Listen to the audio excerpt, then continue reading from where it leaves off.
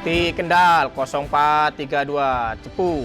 Laporkan unit peluncur Jaya 65. Mereka mengenakan perlengkapan pelindung, memastikan setiap alat dalam kondisi siap pakai, lalu meluncur menuju lokasi kejadian.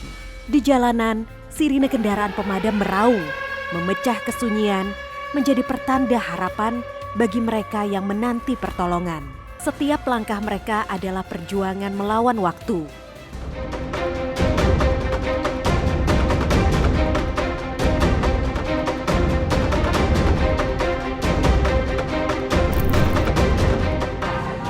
Woi, jangan loncat, woi, jangan loncat, jangan loncat, jangan loncat, jangan loncat. Rabu, 15 Januari malam tepat pukul 21.30 waktu Indonesia Barat, telah terjadi kebakaran hebat di Glodok Plaza, Jakarta Barat.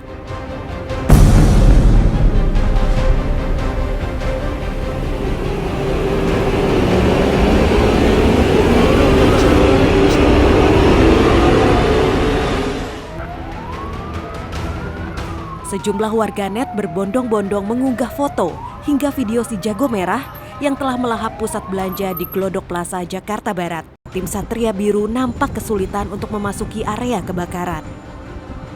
Bahkan mengutip informasi dari warganet, ada beberapa korban yang terjebak dalam kebakaran tersebut. Sumber api itu adanya di lantai 7. Itu lantai 7 itu ada aktivitas atau kegiatan diskotiknya.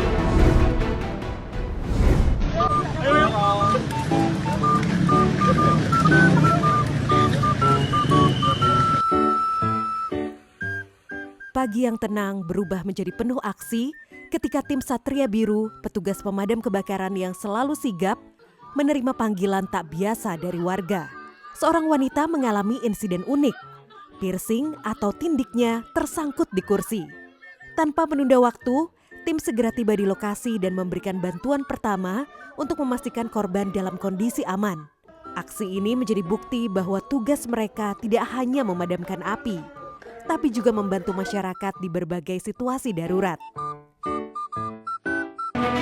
Pagi yang tenang di Jalan Duren, Jakarta Timur berubah menegangkan ketika seekor ular sanca sepanjang 4 meter ditemukan di teras rumah warga. Tak mau ambil risiko, pemilik rumah segera melapor. Berkat respon cepat tim penyelamat, ular berhasil dievakuasi dalam waktu hanya 10 menit. Sebuah ancaman yang akhirnya dapat diatasi dengan aman.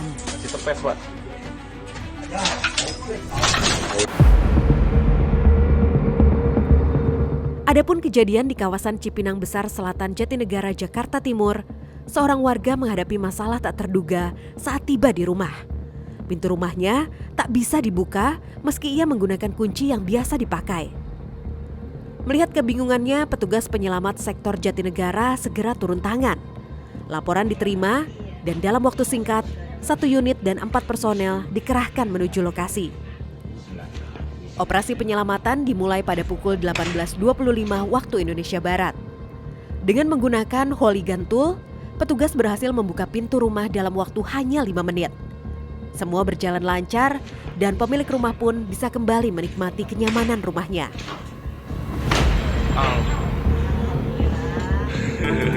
Suasana di Jalan Petogogan 1, Gang 4, Kelurahan Gandaria Utara, Kebayoran Baru, berubah mencekam saat api melalap sebuah rumah tinggal di kawasan tersebut. Lokasi kebakaran yang dikenal dekat dengan Bakmi 99 ini segera menjadi perhatian warga sekitar. Petugas pemadam kebakaran Jakarta bergerak cepat ke lokasi setelah menerima laporan. Operasi pemadaman dimulai pukul 17.27 waktu Indonesia Barat, dan upaya melokalisir perambatan api berhasil dilakukan pada pukul 17.55 waktu Indonesia Barat. Semuanya dapat teratasi. Dengan kekuatan 17 unit dan 49 personel, operasi pemadaman dinyatakan selesai pukul 18.40 waktu Indonesia Barat. 2 jasad laki-laki ditemukan tenggelam di Kali Ancol setelah insiden tragis yang melibatkan aksi kekerasan. Korban berusia 28 tahun dan berusia 38 tahun diketahui merupakan juru parkir setempat. Berdasarkan informasi, insiden bermula saat keduanya diserang oleh sekelompok orang bermotor yang membawa senjata tajam. Dalam upaya menyelamatkan diri, salah satu korban menceburkan diri ke kali. Sementara korban lainnya mencoba membantu. Namun, keduanya akhirnya tenggelam. Operasi pencarian dimulai pada pukul 7.12 waktu Indonesia Barat.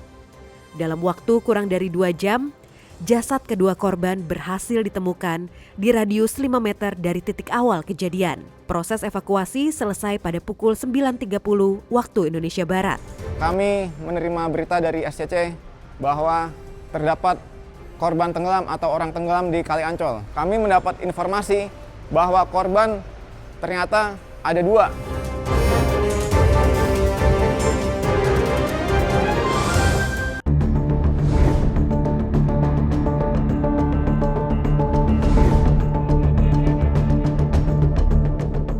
Seorang balita berusia 3 tahun mengalami kejadian tak terduga.